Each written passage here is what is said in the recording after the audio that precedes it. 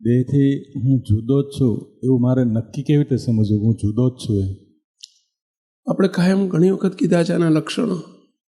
દેહથી જુદો છું એવું રહે છે એવી ખબર કેવી રીતે પડે? હર્ષ, શોક, માન, અપમાન, સુખ, દુઃખ, સારું નરસું, સમજ્યા?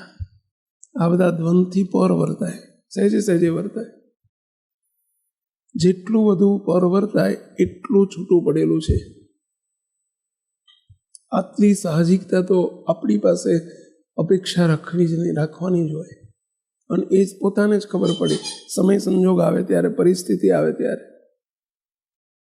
આ આપણી પ્રગતિ છે, જરા માપતા શીખો. આ પદાર્થ બહુ સારું છે ને નરસું છે. મહારાજે પ્રથમના 36મા વતનામૃતમાં અમારા સંતો માટે લખ્યું છે. એ તો અસાધુ છે, જેને સારું નરસું રહે તો એવું મહારાજે કહ્યું છે, ખબર છે? આટલી પ્રગતિ તો કરીએ. હવે આપણે પ્રેક્ટિસ દેહથી જુદા પડવાની હજુ કર્યા કરશું. દેહથી છૂટા જ નથી પડ્યા તો મહારાજ જ છે એ વિચાર વર્તશે કેવી રીતે? એબીસીડી જ નથી આવડતી તો ટેન્સીસ કેવી રીતે આવડશે? વર્તમાન કાળને, ભૂતકાળને, ભવિષ્યકાળને, એમાં પાછા ગઈકાલ કહ્યું હતું 3 પાછા 9 કાળ કેવી રીતે ખબર પડશે? એબીસીડી જ નથી આવડતી. આ તો એબીસીડી છે. જેને અન્વયને વ્યતિરેકની ખબર નથી પડતી એને મુક્તો એકેય વતનામૃત ના સમજાય. બોલો, બાપજીનું એકેય વતનામૃત સમજાય જ નહીં. પ્રથમનું 51મું ના સમજાય, બધુંનું 9મું ના સમજાય, પ્રથમનું 27મું ના સમજાય, કશું ના સમજાય. એના જેવું છે. જેમ અન્વય વ્યતિરેકની લાઈન એ સર્વોપરી સમજવા માટેનો બેઝ છે, એમ હું અનાદિ મુક્ત જ છું, મહારાજ જ છે, એ વાતની પ્રેક્ટિસ તો જ થશે, યોગ્ય પ્રેક્ટિસ તો જ થશે કે પેલો બેઝ પાકો હશે તો. દેહથી આત્મા જુદો છે અને હું દેહથી જુદો આત્મા છું. એ એક સેપરેશન સદૈવ રહેવું જોઈએ. હજુ નથી રહેતું તો આપણે ઘણા પાછળ છીએ. ઘણા શબ્દ વાપરું છું તો ત્યાં સુધી આ પ્રેક્ટિસ નહીં કરી શકીએ. વ્યર્થ પ્રયત્નો છે અમારા. મહારાજ જ છે. કોને મહારાજ સમજશો તમે? તેને જ સમજાશે જો નોખું નહીં પડેલું હોય તો. હવે પાડતા નથી શીખવાનું, પડેલું રહેવું જોઈએ. સેપરેશન જ રહેવું જોઈએ. નોખું છે નહીં, નોખું રાખવાનું છે. એ સહજતાથી રહેવું જોઈએ. અને આ નોખું વર્તશે તો જ પંચ વિષયનો અભાવ વર્તશે. કાયમ પંચ વિષયનો અભાવ નહીં રહે. એ સોલ્યુશન અત્યારે જે પડે છે મહારાજને મોટાની કથાથી, વાર્તાથી, બળથી, એમના પાવરથી બેટરી ચાર્જ કરી છે એનાથી પડે છે.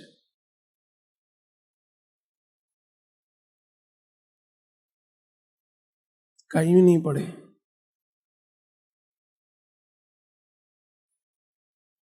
કાયમી નિષ્કામ ધર્મ પડે, કાયમી પંચ વિષયનો અભાવ રહે, કાયમી આપણને દેહના ભાવોથી પૃથકપણું વર્તે. એટલે દેહના ભાવ એટલે માન, અપમાન, સુખ, દુઃખ, હર્ષ. એનો આ જ ઉપાય છે. નહીંતર અહમ, મમત્વ, હું, મારું આ બધું ચાલુ મુક્તો રહ્યા જ કરે. એની પેદાશ છે આ બધી દેહ ભાવની. હજુ પ્રેક્ટિસ ઓછી પડતી હોય તો કરો. સ્પષ્ટતા એટલે સ્પષ્ટતા. આમ છે એટલે આમ જ છે. ક્લેરિટી જોઈએ. અરે મુક્તો, મેં કોણ હું? કીર્તનથી આપણે જરા વધુ સ્પષ્ટતા આગળ વધીએ. અરે મેં કોણ હું? कौन हूँ मैं, कौन हूँ, कौन हूँ मैं, कौन हूँ. પોતે પોતાને જોતા જજો. પ્રથમના 20મા વતનામૃત આધારિત કીર્તન છે. પ્રથમનો 20મો વતનામૃત મહારાજે શબ્દ લખ્યો જે પોતે પોતાના સ્વરૂપને જોતો નથી, પોતાને ઓળખતો નથી, પોતાને જાણતો નથી. સર્વે અજ્ઞાનીમાં અતિશય અજ્ઞાની છે, સર્વે ઘેલામાં અતિશય ઘેલો છે, સર્વે મૂર્ખમાં અતિશય મૂર્ખ છે, નીચમાં નીચ છે. કિરીટભાઈ ઊભા થાવ છે.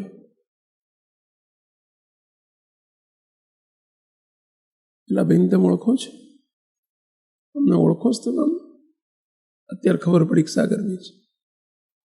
પાછળવાળા ભાઈ કહી જાઓ તમે એમને ઓળખો છો? તમે બીજાને ન ઓળખો, તમને તો ઓળખો ને. અને તમને જ ના ઓળખો હું કિરીટભાઈ મૂર્ખ કહેવાય.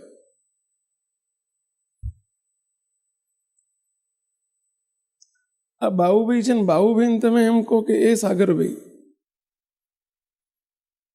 તો મૂર્ખ, પણ મૂર્ખમાં મૂર્ખ ના કહેવાય. પણ તમે તમને સાગરભાઈ સમજો એ તો કેટલા મૂર્ખ કહેવાય. મૂર્ખમાં અતિશય મૂર્ખ એટલે કીધું છે. શાંતિભાઈ ને મનુભાઈ સમજવા ખબર ના હોય એટલે બની શકે, પરંતુ આપણને શાંતિભાઈ સમજવા કે મનુભાઈ સમજવા આ તો કેટલા મૂર્ખા છીએ આપણે.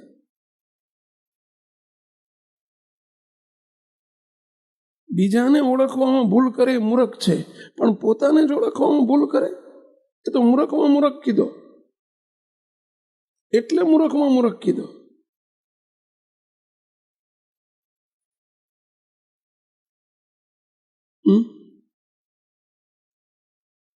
આપણે એવું થાય છે, આપણે અનાદિમુક્ત છીએ અને આપણને કિરીટભાઈ સમજી બેઠા, વસંતભાઈ સમજી બેઠા. જેમ કીધું ને, કિરીટભાઈ પોતાને મનુભાઈ સમજી બેસે, શાંતિભાઈ સમજી બેસે. કેટલી મૂર્ખામી કહેવાય. બીજાને ઓળખવામાં થાપ ખાઈ જાય એ મૂર્ખ છે, પણ પોતાને ઓળખવામાં પોતે વસંતભાઈ થઈને કિરીટભાઈ સમજાય. આ તો એક્ઝામ્પલ આપું છું, પાછો ઊંધું ના લેતા કે મને મૂર્ખ કીધો. નહીં, આપણે બધા જો આપણે નહીં સમજીએ તો આપણે મૂર્ખ છીએ.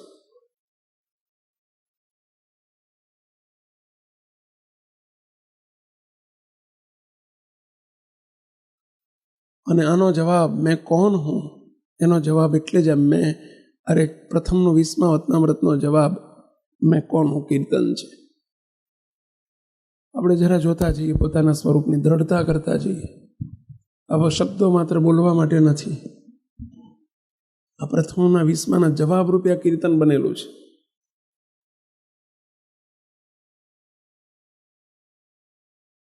અરે कौन हूँ मैं, कौन हूँ, कौन हूँ मैं, कौन हूँ, कौन हूँ मैं, कौन हूँ, कौन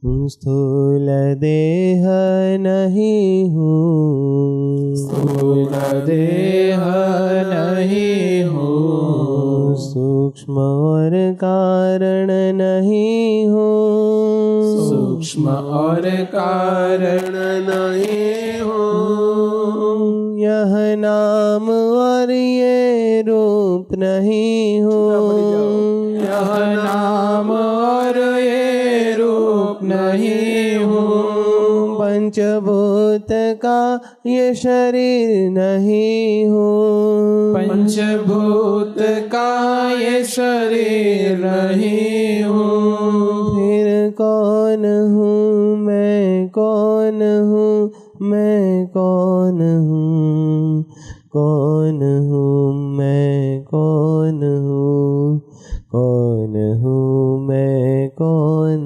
हूँ, कौन हूँ मैं, कौन हूँ, कौन हूँ मैं, कौन हूँ. દેહધારી આજે કહ્યું એને જ પોતાનું સ્વરૂપ માને છે, સ્થૂળ દેહને જ પોતાનું શરીર માને છે, અને એટલે જ સ્થૂળ દેહના નામને જ હું માને છે. જગતના જીવની રીત છે, આપણી નથી. આ જ દેહધારી, આ જ દેહાભિમાની, આ જીવ દશા, આનું નામ જ જીવ દશા. તપાસો, આપણે આમાં નથી આવતા ને, આપણે જીવ દશા યુક્ત નથી વર્તતા ને. જ્યારે તપાસો, આપણે પોતાને તપાસો. અહીં તો નથી વર્તાતું, કદાચ પડકારા થાય છે એટલે, પરંતુ સદાય કેવી રીતે વર્તાય છે તપાસો. એ અજ્ઞાન છે, અતિશય અજ્ઞાન છે, મોટામાં મોટું અજ્ઞાન છે, મૂર્ખામી છે, મહામૂર્ખામી છે, નીચતા છે, અતિ નીચતા છે.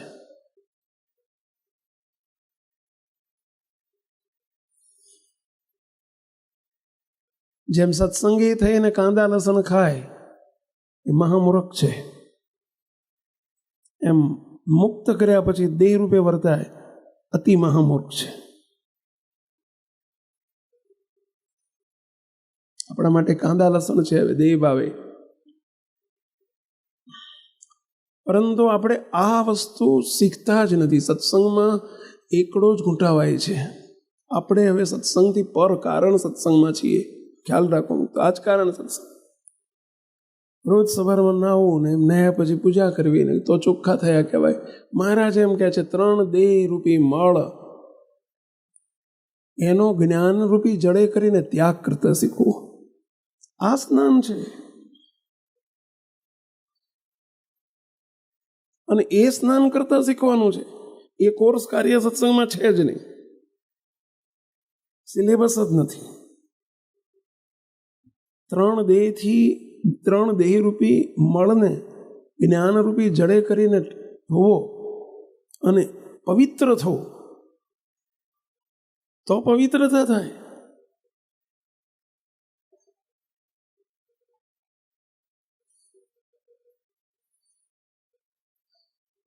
નાયા વગર પૂજા ના થાય. આપણે શું ધંધો કરીએ જ કહો?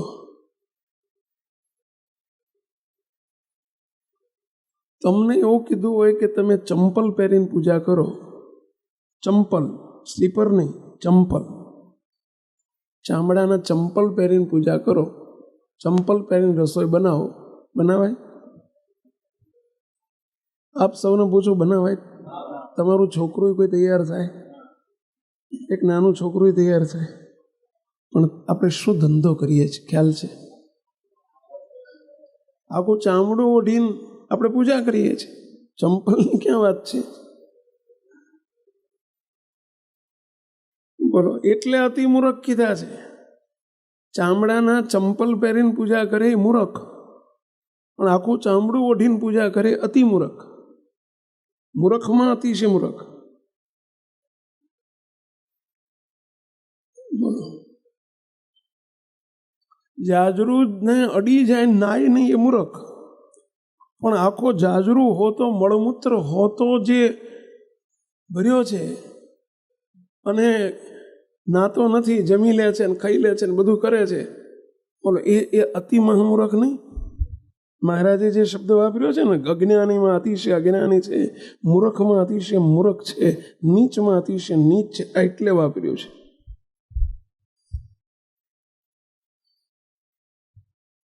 કહો, પેલાની ટીકા કરીએ આપણે. લે જોડા પહેરીને પૂજા કરવા બેઠો, લે જોડા પહેરીને પૂજા કરવા બેઠો. ચાલો, મૂર્ખો છે ને. તપાસો જરા આપણી બાજુ.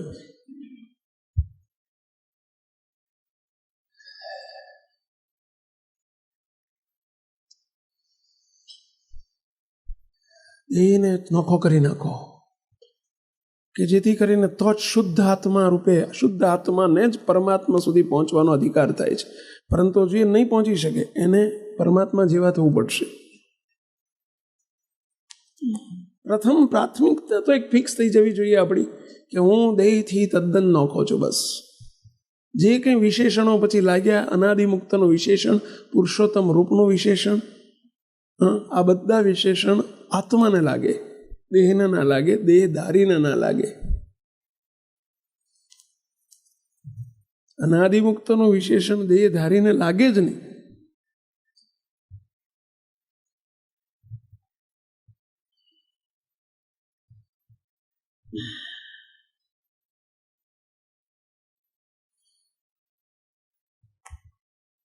જેમ કોઈ ગ્રહસ્થ હોય, સ્ત્રી પુત્ર પરિવાર હોય, એને કોઈ સ્વામી કહે તો કેવું બેહુદું લાગે. બૈરા છોકરા હોય ને એમ કોઈ બધા સ્વામી સ્વામી કરે તો આમ કેવું આમ બેહુદું લાગે લાગે ને એમ દેહના સંબંધી સાથે આપણે કૂટાતા હોઈએ અને એને અનાદિમુક્ત એ અનાદિમુક્ત આ બેહુદો શબ્દ છે અમને એટલું બેહુદું લાગે એટલે જો પર ભાવને છોડી દેહ દ્રષ્ટિ સુખિયા થવાની ચાવી છે જો પર ભાવને છોડી દેહ દ્રષ્ટિ સુખિયા થવા